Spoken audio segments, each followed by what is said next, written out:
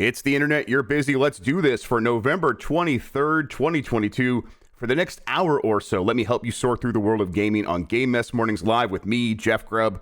Today, Netflix is going to make a AAA game, and Kid Icarus may once again fly too close to the sun. But first, please join me in welcoming today's co-host to Game Mess Mornings. It's Jan Ochoa from Giant Bomb, everybody. That's right. Apologies to your weekly Wednesday viewers that come here looking for the combo of Jeff Grubb and Lucy James. You're stuck with me today. Yeah, we're letting her take this one off. She's earned it. It's just a healthy scratch, letting her get some rest for the holidays. Me and Jan are going to handle this one. It's a good make good to help her, acclimate to the U.S. Exactly right. American Thanksgiving's going to be tough on her. I mean, she's still getting used to it. Been here for years. Takes a lot of years to really get into the swing of things. Oh yeah, all that food, all that turkey. You're expected to clean that plate too. You can't leave anything there. You got to go get seconds. Actually, you got to go get an extra helping. I am excited about Thanksgiving, Jan. I am ready to get that turkey going. I'm ready. How about you? I am so ready. I had a Friendsgiving last night that I didn't realize I was having. That involves like people just showing up to your place and like bringing in a bottle of wine or what? We came over to my partner's cooperating teacher. Okay. Friends of the family, Sure. we're all good. But their child is a little bit sensitive to tastes, so everything was unseasoned, just with olive oil, and they had salt and pepper. Oh, did you just fart? Scout. Oh. She startled herself there. So everything was unseasoned. So we had to sprinkle virtually everything with salt and pepper because everything was just very bland. Hey, if it helps their kid eat, I'm all for it. Yeah, getting kids to eat any kind of different food, very frustrating. The one kid that I have that's very picky, I would say picky. Somehow Thanksgiving food, well, turkey especially. She really likes turkey. She gets really excited about eating turkey. So I'm like, well, all right, cool. I'm like, she's all year round. She's like, are we gonna make the Thanksgiving turkey? I'm like, hey, it's July, kid, but sure, we'll do it soon. Don't worry. Also, Andor just finished. I watched it this morning. I was a mess. Oh boy, that's a good show. That was a very bold claim that you said on the internet today that it might be your favorite show. Yeah, I think it is. I have long been, Sopranos, maybe Better Call Saul. They're up there. They still are. Those shows I consider maybe kind of perfect, but neither of those shows, no show has had a season just this hard hitting with so many multiple episodes that culminate in really emotional and effective and exciting ways where I'm on the edge of my seat. I'm like ready to just duty girl. Where I'm ready, I just like float out of my goddamn ceiling because I'm so excited by what's happening. And then they just stuck the landing so well in every way. It's a really, really good show. That's so exciting. Yes. So exciting. You know what? That is what I'm going to do after Thanksgiving dinner. I'd love to hear that. Just going to binge all of Andor. I think a lot of people are considering that. My recommendation to everybody is get to episode 6 if you're feeling it. If the first couple episodes people say that feel kind of slow. Tony Gilroy, the creator of the show, put it like this: you can't like cash checks if you don't put anything in the bank. Like you can't like write check. Like you have to put some money in the bank and then you can cash it. And this show is all that stuff is going to pay off. So it really builds up great. All right, let's get into this. Before we do, let's explain what we do here. Each weekday, I, Jeff Grubb, will help piece your gaming life back together. That includes breaking news and maybe some of our own original reporting. For all these topics, I'll get the input of a bona fide expert who will make me look smart. If you are watching live on Twitch, welcome. Hello, Twitch. You can always listen to the show later on podcast feeds by searching for Game Mess Mornings or find the RSS on giantbomb.com. You can also catch the show later with chapters and timestamps on YouTube. Hello, YouTube, and shout out to the RSS gang out there. Okay, we have a lot to get into, so let's start the morning mess with Netflix is hiring talent for a brand new AAA PC game. This comes from Neil Long at mobilegamer.biz. Netflix is hiring a game director to work on a brand new AAA PC game, and that's in quotes, at a new LA studio led by former Overwatch boss Chaco Sonny. The tech giant is seeking talent that has experience with FPS and or third-person shooter games, and extensive experience working on live service games. Again, both those things were in quotes as well. There are also nods to experience working with social systems and both cooperative and competitive gameplay, plus working knowledge of Unreal Engine. Like its mobile titles, it appears Netflix's AAA PC game will be free of in-app purchases through the subscription. This is something where, okay, yeah, I think Netflix was always building to this, and this feels distinct from what Amazon did, right? Where they just jumped in. We are going to hire a bunch of studios. We're going to acquire a bunch of studios. We're going to get all this talent. And years later, they're going to look around and things fizzled out. And a couple of things came out. Not much, though. And it also feels distinct from Google, which kind of did a pretty similar thing to what Amazon did, but maybe even more haphazardly. We're like, let's just go at the last minute as we're announcing Google Stadia, go bring some people on stage and say, eventually they're going to make a game. Netflix's strategy has been more bottom up, a slow approach, a slow boil of let's just establish ourselves in gaming a little bit. Let's go make some partnerships with some studios. Let's bring Into the Breach onto Netflix and let people get it that way. While we also maybe make some of our own mobile games or work with partners and publish their games. And then in the meantime, in the background, they have been hiring Chaco Sonny from Blizzard and saying, okay, while we're doing all this, let's figure out like where we can get to a AAA, to a studio that could put out a AAA game.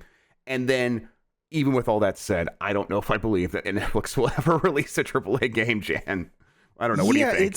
It's hard to think of Netflix as that type of power in the video game industry. Like, yes, we've seen the crossover because there's tons of Netflix series that are video game adaptations. Like, I know Arcane is huge, the Cyberpunk anime is huge, Castlevania, you could throw that in there. Definitely. The Witcher, right? So I guess they want to do it the opposite way as well. Makes sense. All right, let's make a whole universe. Why not? Let's make the game and then make the show instead of reaching out to other properties. Let's just control all of the IP.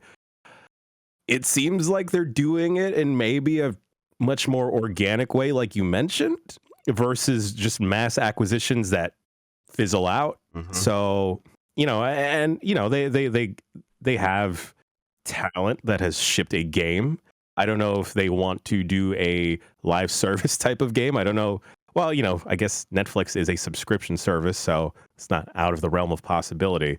But that's interesting. Is this just going to be like Fuckboy Island, the game? It's going to be a survival game? I hope so. That makes a lot. Yeah, 100 fuckboys fall on an island, and only one left gets to marry the lady. Sure, yeah. Yep. I mean, that's all Netflix puts out anymore, right? I mean, you're right about them having a lot of success with gaming-related video content, and we talked about this before, where they see like Netflix is very good at data tracking, very good at understanding what people want to click on, and want to watch and want to play.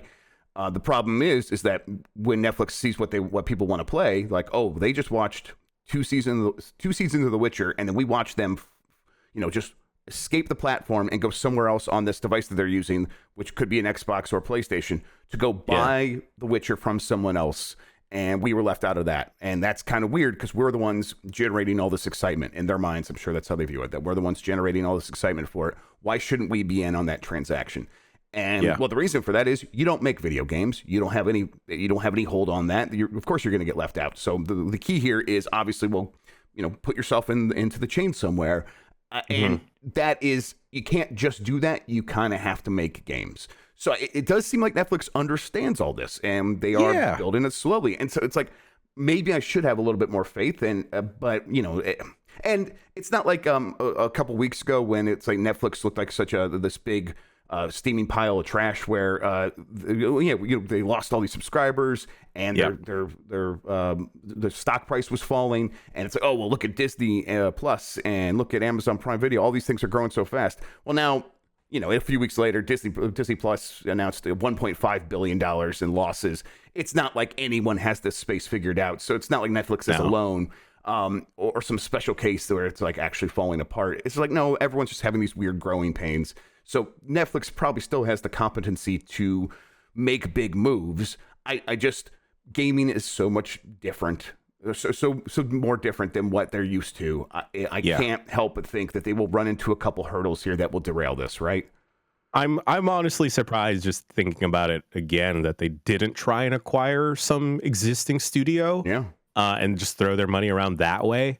And that they are, it makes me hopeful, actually, that they are trying to build a proper gaming studio. I don't know if they're going to release a AAA game, but like, Right.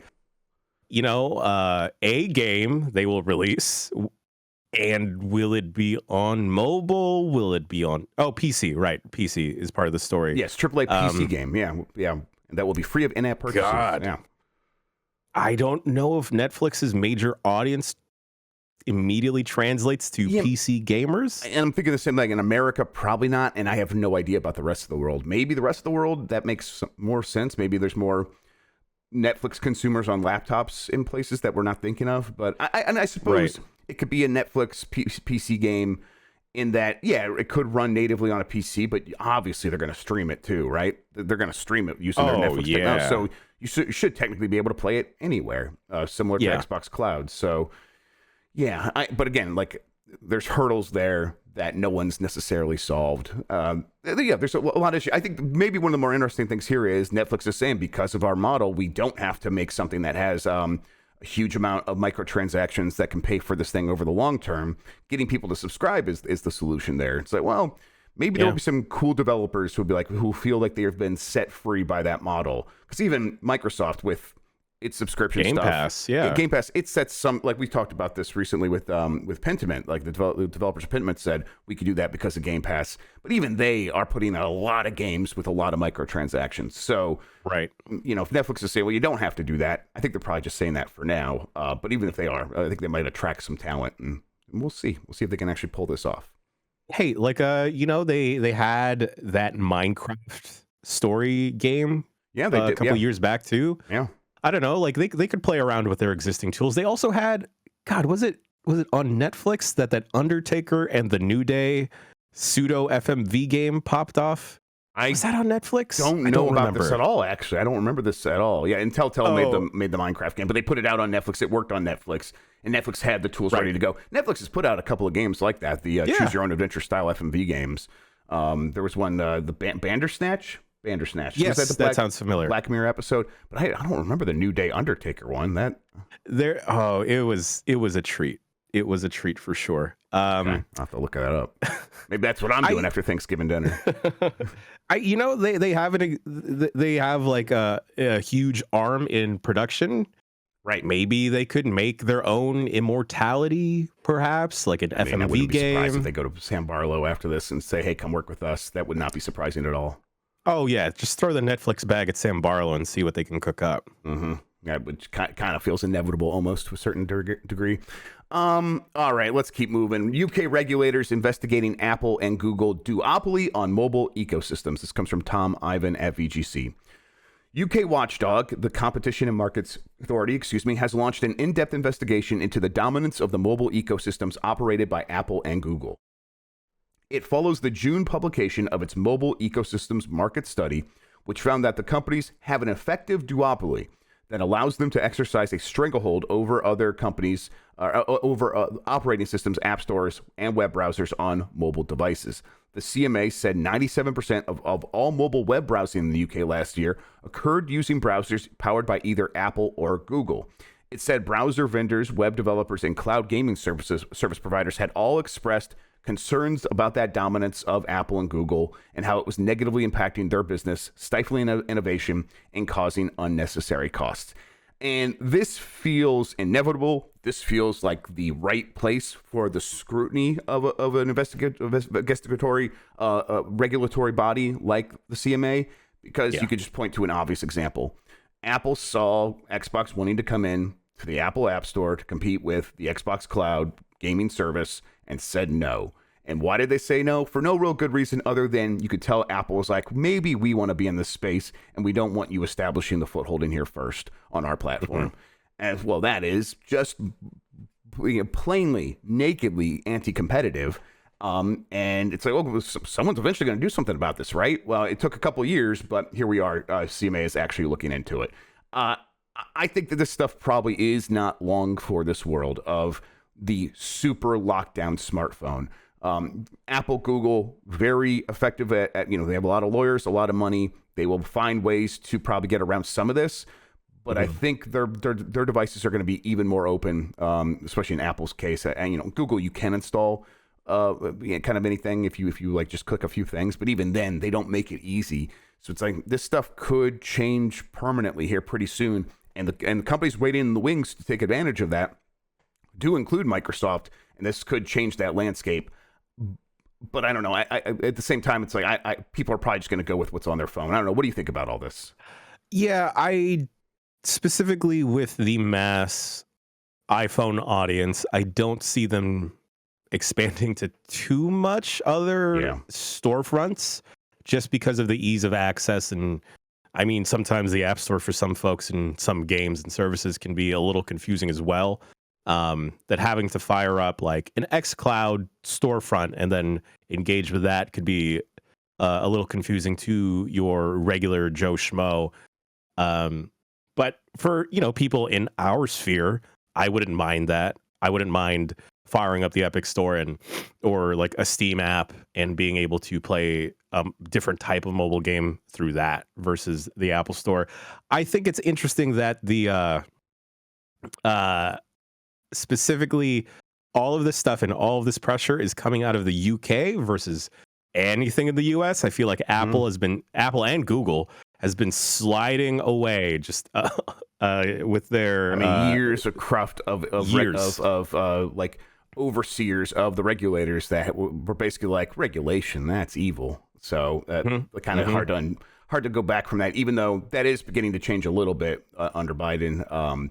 There are regulators that are trying to test out new strategies to fight against some anti-competitive maneuvering by businesses, but that's going to take, like, those test cases are going to take more years before they even know if that works, and let alone will be effective against massive corporations. Right. But I think, some of this, the 97% of all web browsing in the UK last year occurring using browsers either powered by Apple or Google. You can install any browser you want on Android. I think you could install other browsers on Apple, right? I think that at a certain point they opened that up. It wasn't just Safari-powered stuff. Maybe it still is the way it works, where you have to use the Safari WebKit. Yeah, I think it still uses the Safari WebKit. I think they all use it. Okay, according to... Okay. But on Google, I'm sure that's still true that most people use Chrome. Even though you can install whatever you want. And it's like, you look at Apple, you can install other messaging platforms. And like, I would beg my family, like, let's just all get on like a Discord or let's just use Facebook Messenger. You're on Facebook. But it's like, no, they are just going to keep using the iMessage thing because it's the thing that's right in front of them. And even though it was real annoying to use as an Android user, and even though the things have flipped a little bit, I don't know, have you paid attention to this? What's happened with iMessage and like rich text messaging, where now Android will interpret, like when someone likes something, like likes a post in iMessage, and it gives you the thumbs up. What used to happen for me on Android would be like, you would get the text. Your brother Danny liked this message, and it made everyone look like a crazy person. Well, now Android interprets that and actually turns it into a thumbs up on the message, and now I can like their messages, and it sends them those text messages now. So it's going to be annoying to be an iMessage on iOS for the first time ever. And I bet no one's still going to like get off of it. They're just going to keep using it. They're going to get mad at me again for using Android. But it's like people are just, the path of least resistance is kind of what everyone's going to end up doing. So you can only make so many changes. At the same, that's not a reason not to try to break up these duopolies or monopolies. You still should try to, regulators should try to enforce this to a certain degree, right? 100%. Yeah. I didn't notice that thing about Androids and iMessaging happening because I've eliminated everyone from my life that has Android. And of course. This is how I wanted to tell you, Jeff Grubb. Yes. Yep. If anyone's curious as to why I don't respond to your text messages, that's why. I mean, it's the Jobs doctrine. I understand. Let's see here. I am going to move on to this next story. Sony claims Xbox's Activision deal could hurt developers and lead to price rises. Here we go again. This story. Shut the fuck up. We just need it to go away. And there's a couple of these stories, though. This one's here. Let's just start here. Sure. From Tom Ivan at VGC, Sony Interactive Entertainment has claimed it's confident that the UK's Competition and Markets Authority will seek to prohibit Microsoft's proposed acquisition of Activision Blizzard. In a newly published response to the CMA's statement, Sony has expressed confidence that the regulator will conclude that the merger is likely to result in a substantial lessening of competition and should therefore be blocked. The platform holder claims that if Microsoft were to gain sole control of Activision's content, independent developers would all be harmed, and Microsoft could increase prices for games, hardware, and subscriptions. Okay, there's more here, Jan. But your initial response of shut the fuck up is mine too, because who's the one raising prices right now? Like, you raise prices on games to $70. You raise the price of your console to $550, and then you look around and be like, we're trying to find the people who are doing this. Like, what is happening? Oh my God. Is Jim Ryan or is PlayStation Sony? Are they the Taylor Swift of the gaming sphere? I've always said that, absolutely. Are they actually the problem here? Because 100%. And the rumors we talked about last week about them releasing a different SKU of like a PS5 Slim at the current PS5 price here in America, just so they can cut corners and save costs here. Sony, it's you. Look in the mirror, homie. Hi, it's me, Jim Ryan. I'm the problem. It's me. Oh boy. Yeah. I mean, they go on to kind of talk about how like they believe in the CMA, which it's kind of. What else are they going to say? What else? Like, if you're a lawyer for Sony, we say this every time this comes up. What else are you going to say? Of course, you're confident that they're going to buy your arguments. That's otherwise, why would Sony be paying you the hundreds of thousands, if not millions of dollars that you're getting paid? Still, though, it's just such tone deaf stuff, and I bet a lot of people inside these companies that aren't directly involved with arguing these cases will be so happy when it's over, and they don't care what happens, who gets what. Maybe Call of Duty being at Microsoft might cause some headaches in the future. At a certain point, these headaches that are just popping up from looking kind of goofy are going to be worse than having to go make an agreement with Microsoft to be like, all right, I guess, let's bring it here. And we can't have an exclusive deal on extra content, but what can we make happen? Like, they'll figure it out, and it just won't be like this anymore, and that'll be better. It's also, the way that they're so focused on this Activision Microsoft deal, and I get it. I 100% get it. But the way that they have also created exclusive partnerships or like year-long deals with games themselves, doesn't that also go exactly against the cases that they are presenting? Right. You would think okay, if this deal fell apart, then someone could just Microsoft could just spend all that money buying up exclusivity deals for all of those things instead. They could just go to Activision and say, here's a bunch of money. And then Sony would say what at that point? Like, they couldn't say, because that's exactly what they do and have done. It's just so weird that if you buy the thing, that should be illegal or that should be regulated. It's a pretty odd argument. I think Sony is fully aware of how odd of the argument they are making, and yet what choice do they have? And when they say we're here to protect all the little indie developers, I mean, I'm sure there are some indie developers out there who might have some concerns about this deal, but they know that this is not the thing that is causing problems for them. Like, there being too many games and them trying to navigate new services and subscription platforms. Those things are posing issues, but it's not Call of Duty going to Microsoft would probably not really tally up much in the things working against them. Yeah. If anything, I'd be more concerned about a service like Game Pass creating an avenue for indie devs to want to pop onto Microsoft platforms versus PlayStation. I mean, we talked about this yesterday on the Bombcast. PlayStation's banning shovelware and repeat offenders of that instead of just trying to make their store better. Yeah. It's kind of, I don't know, it's a repeat thing at this point where it's like they have choices in front of them, and the choice they keep selecting is the one where it's like they make things more difficult for others. I guess, whatever. Business is business, and some people and a lot of consumers are going to be happy that those things were banned off of the PlayStation Store. But still, it's like I would have preferred they just made their store better, and I would prefer that they would go out and just compete here with Microsoft rather than try to stop the deal entirely. But that's probably what's going to end up happening. So I'm sitting here whining about it. It's probably what's going to end up happening. But this story basically continues. Sony had a lot to say this week. Another one from Andy Robinson at VGC. Sony claims Microsoft's true strategy is to make PlayStation like Nintendo. Not like, but similar to Nintendo. Sony has claimed that Microsoft's true strategy behind its proposed acquisition of Activision Blizzard is to have PlayStation, quote, become like Nintendo and not compete in the 18-rated shooter space. The comments were made in a newly published response to UK regular CMA's decision to expand its investigation into the proposed acquisition. In its 22-page response, Sony Interactive Entertainment alleges that if the deal were to go through, Microsoft would raise prices, users would leave PlayStation's ecosystem, and independent developers would be harmed, yada, what we heard in the last story. And SIE argues that basically goes on to talk about how they are going to try to make them not have these games in the same way that Nintendo does. But he says Microsoft pointed that out, and so but it's like this betrays Microsoft's real purpose, which is to make Sony like Nintendo.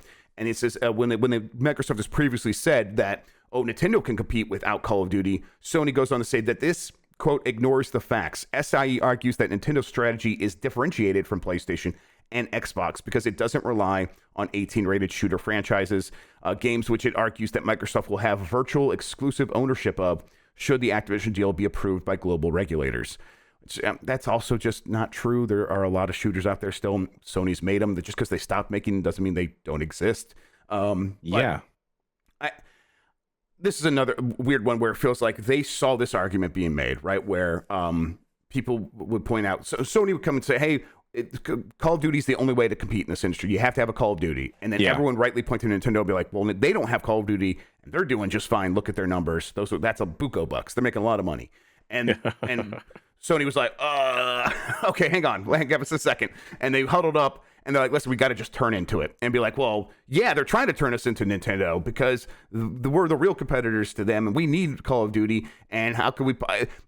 This is an incomplete thought, right? What they're saying here, that, okay, yeah, maybe they are trying to take something away from you. It doesn't seem like they are. But even if they are, what do you have to do? You have to then go out and compete and maybe become more like Nintendo and find a way to live, to make stuff on your own. I just don't know if regulators should be stopping this, right? No, this is the worst argument to surface here because then you look at Nintendo and you look at how they, given the limited power of the Switch, different developers coming on to the Switch even, and how they have adapted. Look at how Splatoon has sold. Splatoon 3 has continued to sell, right? Mm-hmm. There's a stranglehold over Japan. And like, it's not like anyone there is clamoring for Call of Duty on the Switch. They have they have Bungie now, Sony. Like, go do something with Bungie. Yeah, like you literally own Bungie. I honestly forgot. I forgot. Right. They literally own Bungie. What are we talking about here? What is even the case here? Like, could they potentially get like counter sued or whatever? And Microsoft saying like, well, you know what? You guys are actually, here's all this concrete proof here. You've raised the game prices to $70. You're raising the price of your console across the world. All the arguments you all are raising, it's actually against us. It's actually against you. Yeah, and they've repeatedly been doing that. I mean, but again, like, the lawyers just got to say what they got to say. Here we are again. We're back to this point when it's like, wow, what can we do other than just pray for this goddamn thing to end? I will say that this last point that they do make here, where I'll just read the quote. This is supported by Microsoft's internal documents, and this being that Microsoft doesn't necessarily view Nintendo as the exact direct competition in the way that it views Sony as the direct competition. So this is supported by Microsoft's internal documents, which, so the CMA found, show that in general, Microsoft's internal document track PlayStation more closely than Nintendo, with Nintendo often being absent from any internal competitive assessment, which I think is probably true. These companies have had to turn over a lot of documentation. And when you look at most of it, and they have to like see where they are in the market, Microsoft is probably looking to say, okay, how do we compete against Sony? But I don't think that necessarily means that they don't view Nintendo as a competitor. It's just, Nintendo has such a far lead when it comes to the things that Nintendo's good at. You would have to completely rework your entire strategy to kind of combat against that, other than just trying to do what Nintendo isn't doing. And Sony is doing what you're doing. So, like, obviously the comparisons there are very easy to make. And maybe Sony is saying, well, that's the problem. Like, they see this as the direct competitor. They're trying to undercut us. But it's like, but that's still that doesn't quite hold the water that I think they think it does. Yeah, I don't know. It's starting to sound like Sony has like a short king complex, and like they're being forced out of a different weight class in boxing. It's like, no, I'm a heavyweight. I'm a heavyweight. I don't want to go over there with the junior heavyweights or the featherweights, even though they're just as legitimate fighters as us. Right. I'm a big boy. Right. And you know, I think, yeah, the Sony has viewed this as like, this has been our strategy. You can't come in here and kind of take it away from us. That kind of feels like what is happening here. And again, I get Sony's perspective to a certain degree. I just don't know if regulators should be stopping it, because the end result here should be that Sony competes even more, even harder. And in the end, that should be good for everybody. And if the argument is price increases are going to happen, you are already doing that. So shouldn't we be regulating what is the current state of things, or shouldn't we be trying to shake up the current state of things? And this would definitely shake things up, or is going to shake things up. All right, let's keep moving. One more Sony story here. God of War Ragnarok probably won't get DLC, just like the first game. This comes from Eddie McCoo at GameSpot. God of War fans hoping to see Ragnarok add some post-launch DLC are probably out of luck. Game director Eric Williams told Kinda Funny that fans should not hold out hope for extra content. He said, "I don't know, man. That is a big game. I think we put everything we had into it, so I wouldn't count on it." This is completely fair based on my understanding. The God of War Ragnarok is like 30 hours long. I'm glad this is the way this works. Where they put everything out there, they put everything into it, and they didn't leave anything on the table to sort of pick up as scraps and, you know, spruce up and turn into DLC, right? Yeah, of course. It also just, I'm not saying that adding DLC or saying DLC to a single player game kind of takes away from like the package of it, but it helps add a sense of finality to it. Right. Because then it's like, oh, okay, I guess this wasn't complete when you shipped it, or like the story isn't completely done. If it was something like, you know, BioShock 2 Minerva's Den, where it's like a completely different story, then like that's a different story. But how I am understanding Ragnarok ends, and it is like 30 plus hours, potentially even more depending with the side stuff. Right. How it's supposed to complete the duology, is that what we're calling it? Sure, yeah. How it's supposed to complete that story, at least with the Norse mythology. Like, good. Let's end it. Let's end it and let's move on. Exactly. And you know, if they wanted to do something more, I would prefer it to be what was the one they did for, not The Last of Us, but Uncharted with the two ladies. I never actually played it, but it's like an expand alone, or like a Miles Morales. And what they could do is a story between the whatever the story is next, and they could release it a year from now. Lost Legacy. Thank you. 2 years from now or something like that, and that could be sort of a bridge. But they do not seem like they've like been scoping that out, and I wonder if these expand-alones have become so big that would be obviously Miles Morales, an expand-alone that grew into something that stood on its own and was obviously a full game, and that is kind of where I would want them to be. At a certain point, you just say, make the next God of War game, and don't do one of those. So that's probably where they're leaning, and I think that's the right choice. Yeah, that, or like, I don't know, if folks are really starving for more content or something to get them to replay the game, just get some skins out there. Yes. Yeah. Put Kratos on Mimira's waist instead. Yes, exactly. Just sell skin packs, open it up to modders, go wild. Actually, just put it on PC and let us start modding it. There we go. Please put it on PC. I'll get through it faster if you do, Sony. Yep, I'll be able to play it on my Steam Deck, and that would be very nice. Bison Hero said, Uncharted, the ladies. That's right. That's what I was going for. Ladies' night, and it feels all right. Uncharted.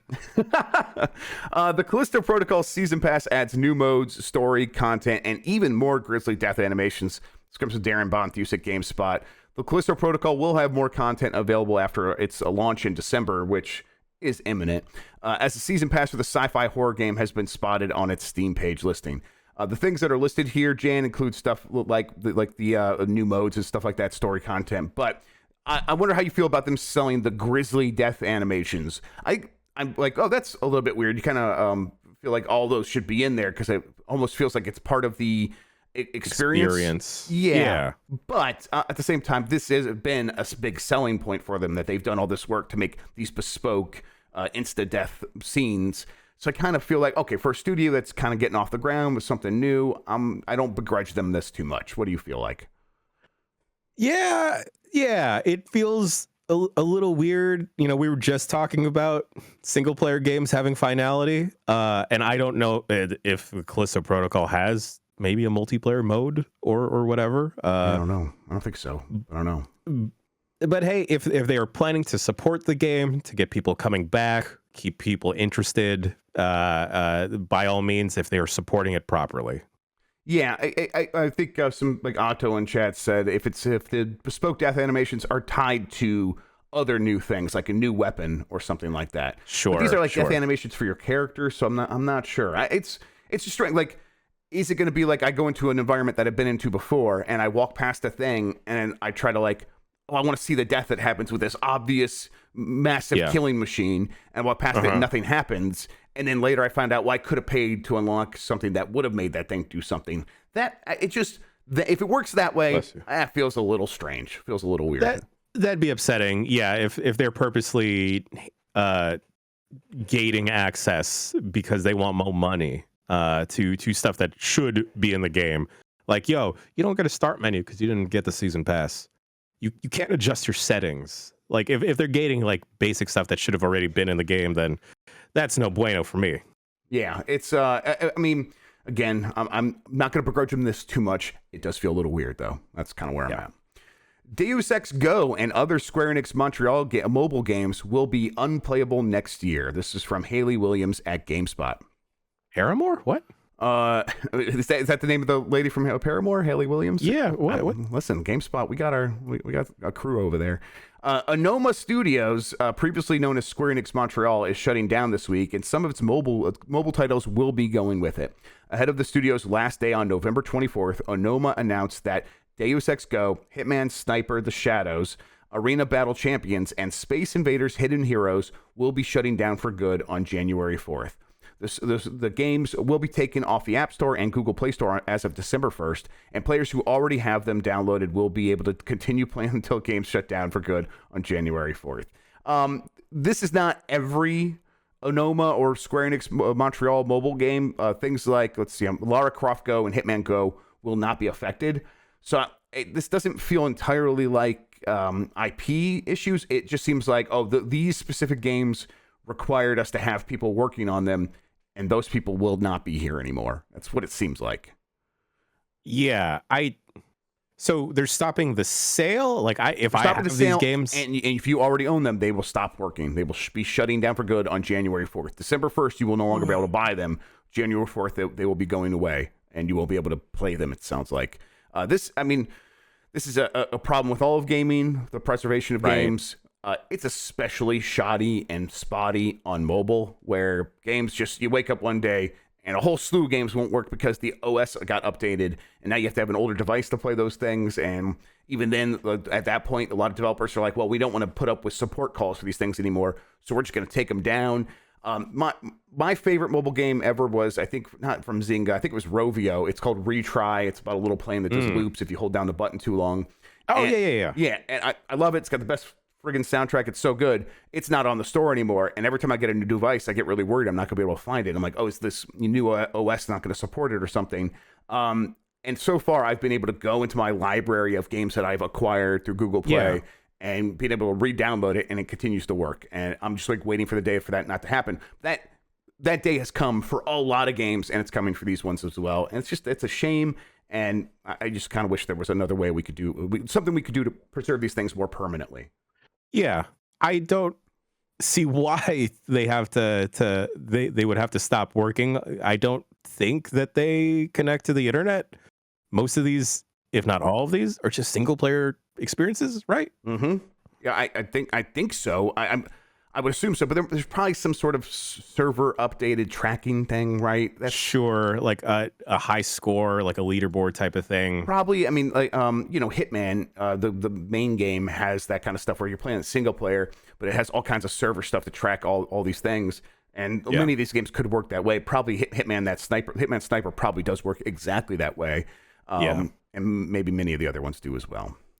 All right, one last story here. Kid Icarus Uprising remaster seemingly teased by Masahiro Sakurai. This comes from George Foster at The Gamer. Super Smash Bros. Creator Masahiro Sakurai might have just hinted that the 3DS cult classic Kid Icarus Uprising will be getting some kind of remaster for the Switch in the future. Since taking a break from game development following the release of the final DLC for Super Smash Bros. Ultimate, Masahiro Sakurai has been creating videos for his YouTube channel, it's called Masahiro Sakurai on Creating Games, which details the development process behind some of the games that he's created. In his most latest one, he talked about some details about Kid Icarus Uprising, and then at the end of the video, he stopped and he's like, "It sure would be nice to play Kid Icarus Uprising on a home console. I wonder if someone out there will ever port it." And then he did this while having a knowing smile on his face. This is happening. It's almost certainly. There was not a rumor, but a confirmed story that Bandai Namco, right, I think is working on a remaster for Nintendo. And the speculation there was kind of circling around a lot of games. But at a certain point, everyone seemed to agree that it's Kid Icarus Uprising, the one that made a lot of sense. The timing worked out where Sakurai was done with the DLC for Smash Brothers, and Bandai Namco was done with the Smash Brothers development work it was doing. Why wouldn't those two pair up again? And then also Kid Icarus Uprising, a game that pretty well received, but you have to play it on the 3DS with a touchscreen to look around, and it's the one that came with that little stand. Do you remember this, Jan?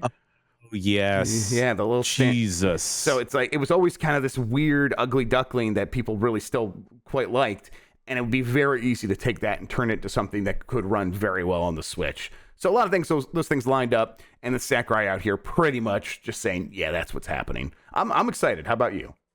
Yeah, by all means, there's a huge audience now that have probably that are only familiar with Kid Icarus because of Smash, that if they can see other games that Kid Icarus has been in, like, more power to him. I'm just convinced that Sakurai just can't get out. He can't get out. He can't stop. Oh, in his heart, he doesn't want to stop. He just wants to keep making games. He obviously just loves games. And he doesn't seem to have a lot of interest to go and be an Iwata type where he's like, I'm going to go run Nintendo. I think he just wants to be in the trenches, but on his own terms at this point, which he's obviously earned. I'm not the biggest Smash fan, but I'm the biggest Sakurai fan. Like, that guy, just his passion is just oozing for it. It's just very, he just has a calm charisma to him, which is really nice. He Drive 88 points out his YouTube channel. If you haven't checked it out before, it's a strong recommend. It's just the way this guy talks about game development and just his own ethos, his own rhetoric with game dev. It's like, oh wow, you care about this stuff.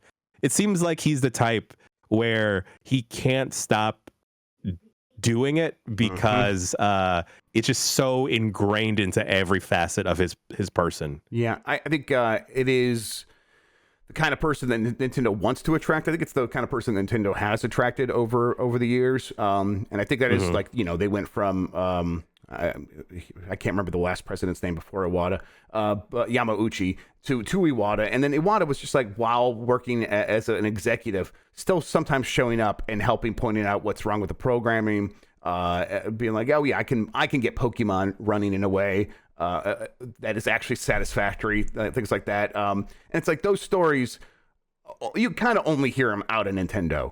It doesn't happen in many other places, and I think making sure that Sakurai is happy and doing the stuff he wants to be doing probably should be pretty important to Nintendo, because you don't want to be the company that starts pushing these people away after decades of attracting them. Yeah. Also, that man's health. He was working on Smash for way too long. That I feel like they had to rip him away from it. Yeah. And just put him into some type of therapy of like, dog, you need to chill. We like you. We like you. We want you to stick around. Don't work yourself to the bone here. And you saw what his other video was recently, right? Where he showed off his kitty cat. So posting cat videos to the internet, the true medicine that everyone really needs. He only did that because he checked out Stray. And it was like, what if I made a cat game? I don't think that's what happened. I think he's like, oh, I see Scout out there getting all this attention. I got to do something because I got a cute kitty cat. Come find me, Sakurai. Come find me.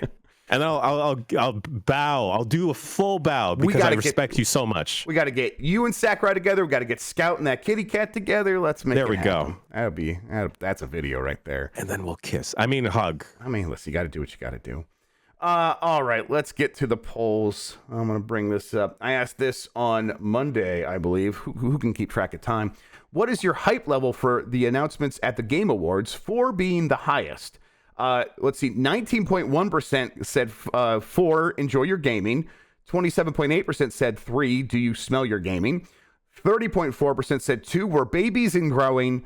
And 22.7% said 1, Rudy Rupudi Pie. I think I'm going to get excited. I'm going to say a 3. I'm at a strong 3. Yeah. I am ready for Keighley to win me over with all of the deals he was able to make. We know Jedi Survivor is going to be there. At least the plan is for it to be there. It seems like it's time for NetherRealm to show up with their game, probably Mortal Kombat, but even if it's Injustice, whatever, I just kind of want to see what's next from them. And then who knows? Maybe they do get like Nintendo back and announcing stuff there. Maybe we get to see Hellblade 2 in a release date. Like those are some big, pretty heavy hitters. And so I'm going to give it a strong 3. Where are you at? I think I'm at a strong 3 as well. Like a soft 3. Yeah. Mm-hmm. I also hope that this is another venue to promote like indie games or lesser known titles. Also just for, I know that a lot of folks are upset with the nominees and everything, but I do hope that this does give exposure to other indie games that the mass audience may not check out. Like Vampire Survivors is nominated for like a couple things at least, right? Mm-hmm. So I hope that, especially with it on Game Pass now, that expands the audience. I can't wait for Marvel Snap to completely obliterate the mobile market 100%. Or mobile category, and for them to reveal pool 4 and 5 of cards. Yes. And them for the Marvel Snap developers to publicly apologize to me about how they've dealt with Cyclops and that they're going to change his powers and abilities and introduce 3 different Cyclops cards. But joking aside, it's going to happen. It would be amazing if they convinced Nintendo to announce something here, right? Yeah, Nintendo, I think they probably can get like Dragon Age and stuff like that. People were mentioning in chat that. I'm like, oh yeah, that makes sense. They've done that before. I would love to see a surprise Metroid Prime 4 like teaser there. Like that'd be cool. Just be like, hey, Metroid Prime 4 does still exist. That seems very far-fetched, but who knows? I forget where in the greater Star Wars timeline the Star Wars games take place. The Star Wars Jedi games, where they take place? Yes. They take place after Order 66 and before A New Hope.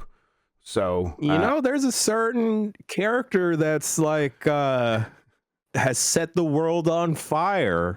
You could see I could see a possibility. I wonder if like they're like, because they would not have known about Andor's success at that point. But I guess Cassian Andor did.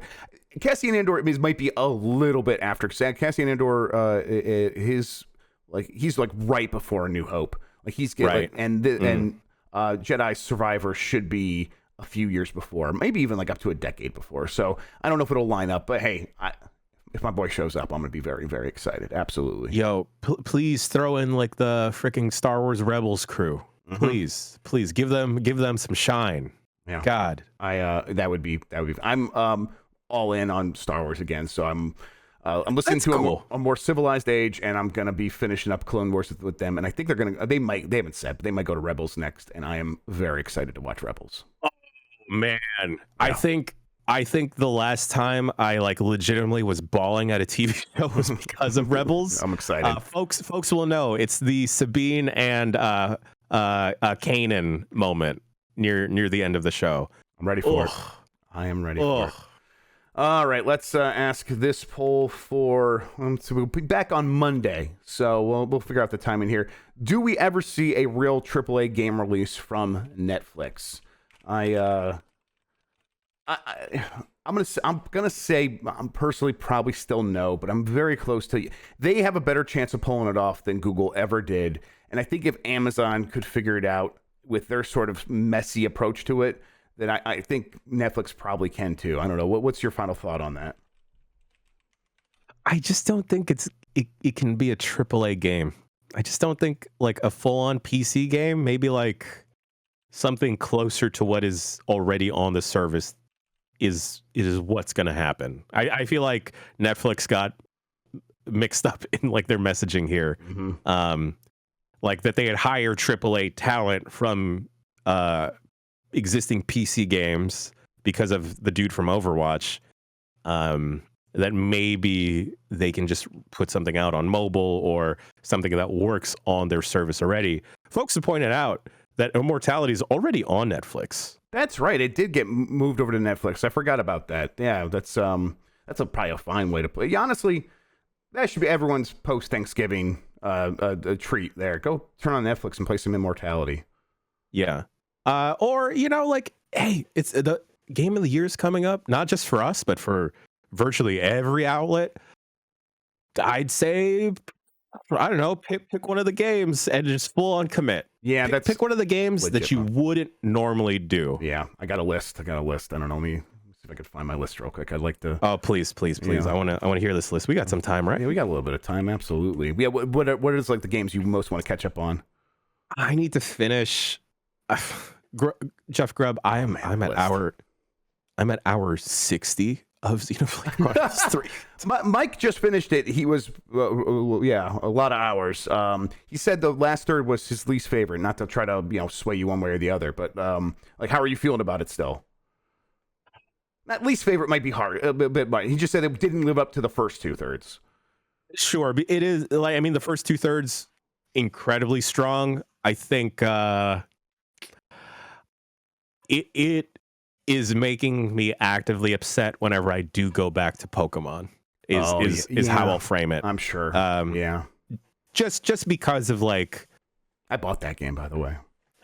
I bought Pokemon last night. I hope the kids like it. Yeah, we'll see. They can't read yet, so I'm not gonna sit there with them yet, but we'll see. It's just like, what an experience, baby. Like, I can get Mike Minotti, Michael Heim, and Jake Decker from GameSpot, and we can finally do this long-awaited spoiler cast, because we're talking about Xenoblade Chronicles 3. Everybody just let you know. Yeah. Let me tell you, I have plans for a presentation. Ooh, I'm very excited. Because we've adjusted our plans for Game of the Year. I already had existing plans for that I that I've had to request a refund for. Oh wow, okay. Wait, were you gonna have like a singing telegram? What were you gonna do? Like, I had hired a flutist. Hell yes. I think we could still make that work in one way or another. We'll figure it out. I think we can. Okay. I think we can. Man, mine honestly could be even better. We'll see. All right, I'm looking at my catch-up list, and I got let's see. A handful of games here. Pokemon Legends Arceus is at the top. I am at this point probably not going to have time to go back to that, even though I really enjoyed it. Probably not going to have time. Ollie World is one I know I could probably, bang that out, kickflip that out real quick. Kirby the Forgotten Land, I did get credits, but now I'm going through there. There's a little post-game content. I want to go through there, but I'm right there. I can almost check that off. Weird West I put on here. Probably not going to get to it. Card Shark, though. I really want to play Card Shark. Yeah. It's like, man, that looks... I guess maybe there was more buzz about it. I would definitely be going back to it, but I just don't know if it's going to play. People are saying Citizen Sleeper. That is also on my list. Citizen Sleeper. Well, I beat Citizen Sleeper, but Norco is another one I feel like I have to circle back to. Norco is right below Citizen Sleeper in the same sort of vein where I was like, I heard about these games. I don't know much about them, honestly, but I want to go back. Live Alive. Oh, my God. Yeah. Sparks of Hope. Grounded. I'm going to spend more time with Grounded. Bayonetta 3, another Switch game that I bought and haven't touched. Honestly, that's 3. The new Pokemon, Bayonetta 3, and Sparks of Hope. I haven't played any of them, and I should. Signalis, and then Pentiment. I can mark Pentiment off my list. That's very satisfying. So that's where I'm at. I'm sure there's more games I probably would add here, but I'm just running out of time. I think you're right. What I'm doing here is not going to be as helpful as just picking one game and committing. And I think if I take your advice of going with the one that I wouldn't just immediately pick off the list, it might be Citizen Sleeper. So maybe I'll do that. Or It's on Game Pass. Live Alive, maybe we'll see. Citizen Sleeper, folks. It's probably going to rank really high on my own personal list at the end of the year. It's on Game Pass as well. So if that helps assuage you in one way or another to check it out. It is like a text-based dice rolling game type of thing where your decisions matter and everything. So it may or may not be your cup of tea. But okay, all right. Now, Pentiment is another game though that I feel like I have to the marathon through. I think just give it that like first hour and a half or so. Get to a couple of big decisions and then see how you feel at that point. Because I got to the point where we were in the quick look. Oh, really? Yeah, it's oh boy. Okay, well, if you're already there and if you're still kind of into it, you should definitely see it through. I think it's the second and third acts sort of like loop the process, like the gameplay loops resets a little bit. They do change some things up in some key ways, but they're shorter because they're not doing quite as much setup. They kind of just get you right into the investigative stuff. So it's a pretty cool game. And boy, I felt some real big feelings about Pentiment at the end. And it's gonna be one of those games that really sticks with me. Jeff Grubb, I need you to be honest with me here. And this is our insider trading here. We're gonna go to jail after this. I mean, they'll never take me alive, man. in your heart of hearts, and this is just like fantasy booking here because this is one of my favorite things. You could say. Does Neon White make it to the top 10, like the staff top 10? Yeah. Yes. Okay. Yes, it does. I think, it does. I still really the problem with me and Neon White was Mike Minotti doesn't have kids and decided he was going to go get like top 10 times in every single level, and so my idea of like being on the top of my personal list was dashed by this really cruel human being. But that doesn't reflect on Neon White in any way. Sure. Other than maybe there are too many levels. Like how that's not real problem. That's all make believe. So yeah, I Neon White it has flaws in the story that I just it doesn't register with me at all. It is such just, you go play Sonic Frontiers and you're like, man, what if Sonic Frontiers played more like Neon White in some ways? And it's like, oh man, maybe that's what they should be doing with Sonic. And it's like, okay, they already figured out a game that could be super fast. Neon White's just too good. It's going to make it. All right, let's see. Any other last minute ideas before we go take this long break? I just want the Giant Bomb audience to know, because as you say, they are the best video game audience out there on the internet. Hey, we're all thankful for you at home. Have a safe and happy holidays, y'all. Damn right. I echo that exactly. Thank you all. Jan, thank you so much for spending time with me today. I really appreciate it, man. Thank you, sir. Until next time, everybody, have a good one. Take care of yourself, and goodbye.